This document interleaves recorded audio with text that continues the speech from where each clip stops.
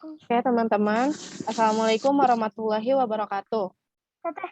Waalaikumsalam warahmatullahi wabarakatuh. Waalaikumsalam warahmatullahi wabarakatuh.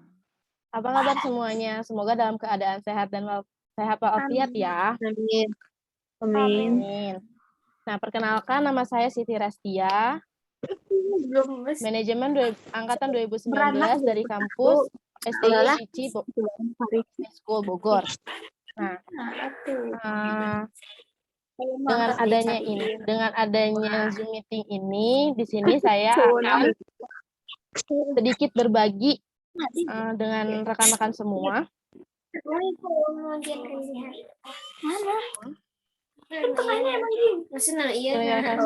tentang karakter atau ciri konsumen Indonesia.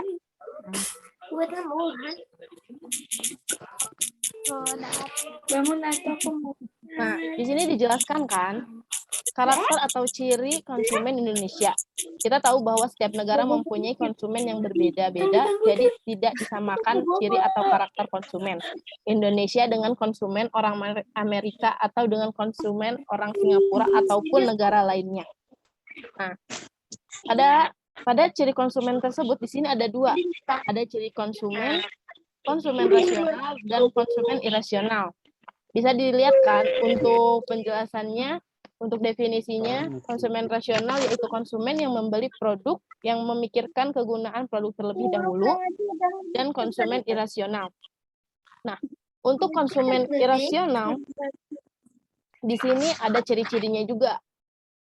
Nah, secara umum kebanyakan konsumen Indonesia masuk kategori konsumen irasional. Ada yang setuju atau enggak? Karena di sini kan yang irasional itu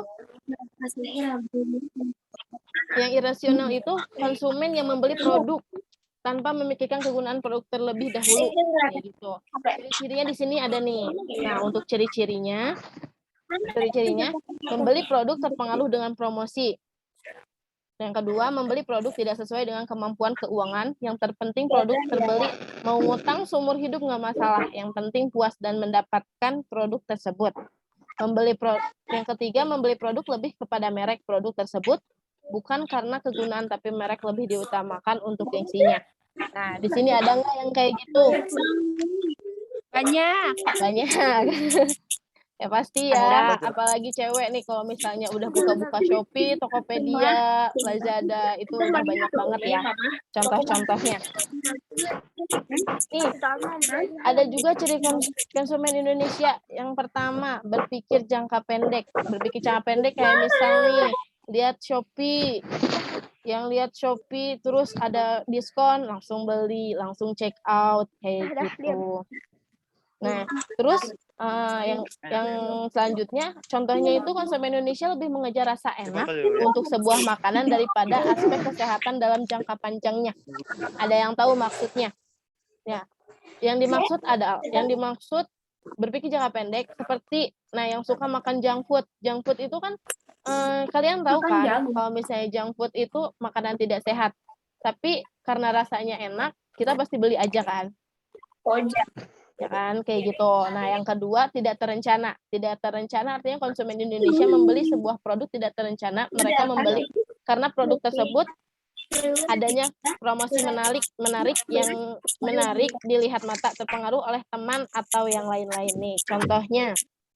Contoh terutama pada kaum wanita nih yang tadinya mau cuma cuci mata aja, ke mall ada produk promosi jadi beli. Nah, itu berarti tidak terencana. Tadinya mau cuman nggak belanja, tapi ngelihat promo jadi belanja. Suka berkumpul. Nih, semuanya pasti suka berkumpul kan, kayak untuk bersosialisasi sama teman-temannya berkelompok kayak gitu. Nah, di sini banyak juga nih yang kayak gitu, seperti ibu-ibu pengajian yang biasanya ingin membuat seragaman. Nah, yang kayak gitu kan tidak terencana kan?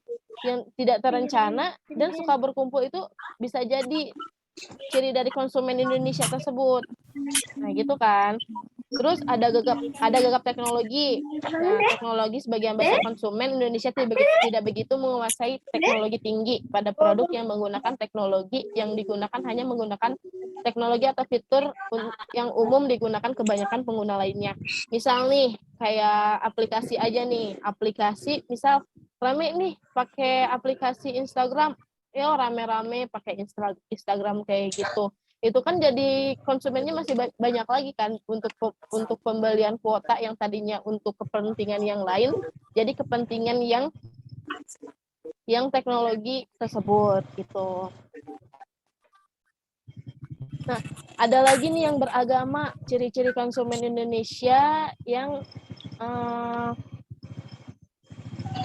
ciri-ciri konsumen Indonesia yang beragama artinya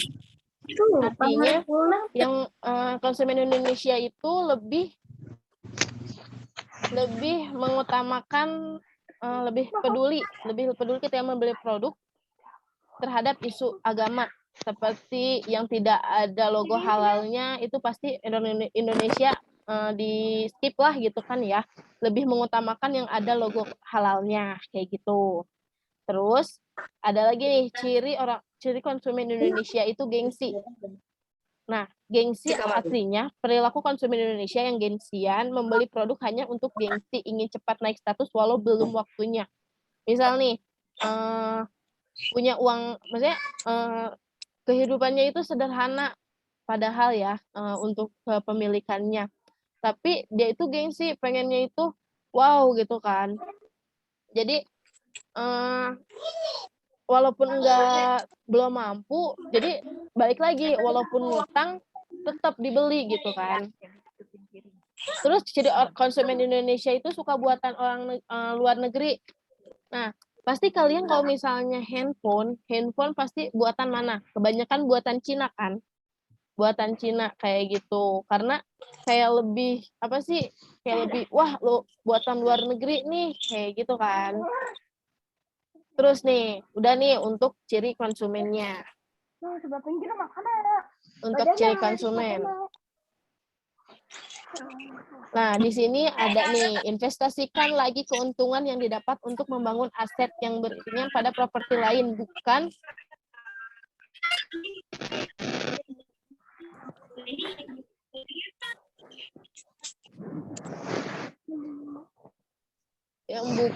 membeli barang konsumtif. Barang konsumtif itu seperti nih, di sini kan ada ciri-cirinya kita sudah sebutkan yang tadi ya. Nah, di sini kan ada barang-barang konsumtif itu yang dibeli untuk para konsumen. Nah, di sini ada pembedaan nih antara konsumerisme dan hedonisme. Nah, di sini Kak teman-teman, konsumerisme adalah keinginan seseorang untuk menghamburkan uang untuk membeli segala macam barang walaupun barang tersebut tidak berguna sama sekali dan nggak penting sekali bagi mereka. Teman-teman pernah nggak ngalamin konsumerisme? Sering kan? Nah, di sini ada juga nih yang hedonisme. Keinginan seseorang yang suka membeli barang-barang yang mewah hanya untuk kesenangan semata. Teman-teman pernah beli barang-barang mewah gitu? Enggak kebeli. Enggak kebeli, bukannya enggak kebeli tapi belum, ya kan? Nah, konsumerisme kalau konsumerisme ada di setiap kalangan, mau kaya, menengah, atau bawah, karena itu masih bisa dilakukan kan. Sedangkan hedonisme lebih banyak di kalangan atas, seperti para pejabat dan keluarganya beserta artis karena mereka mendapatkan uang dengan mudah. Kayak artis-artis kan bisa beli mobil lah, beli mobil kayak Lambo, terus beli mobil-mobil yang mewah-mewah kayak gitu kan.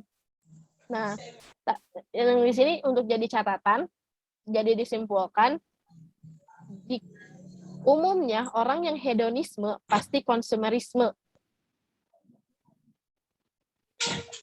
Nah, tapi orang yang konsumerisme belum tentu hedonisme, ya.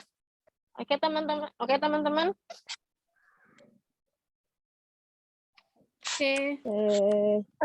Oke. Oke. Oke. Nah, di sini ada nih yang namanya impulsive buying. Impulsive buying itu apa sih? Nah, impulsive buying itu secara umum memiliki arti bersifat cepat bertindak secara tiba-tiba atau bertindak luar rencana, atau bisa juga dikatakan sebuah sikap yang tidak didukung alasan yang kuat. Nah, seperti contoh yang tadi,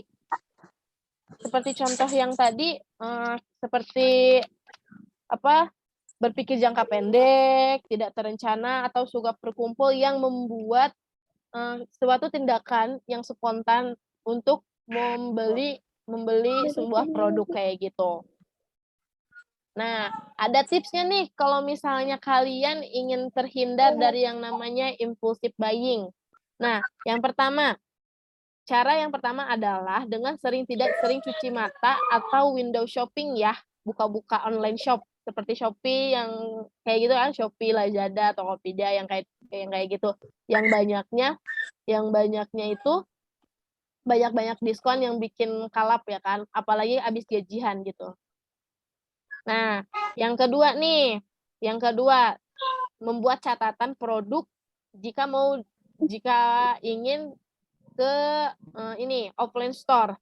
Seperti kalian ke mall nih, bawa catatan, jangan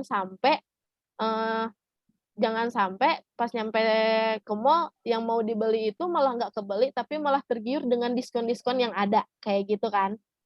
Terus yang ketiga, gunakan uang tunai. Nih kalau misalnya ke mall, usahain jangan bawa kartu debit atau kredit. Yang ada malah nanti kebobolan kalau misalnya udah ngelihat diskon-diskon kayak gitu. Yang keempat, bisa juga nih, yang keempat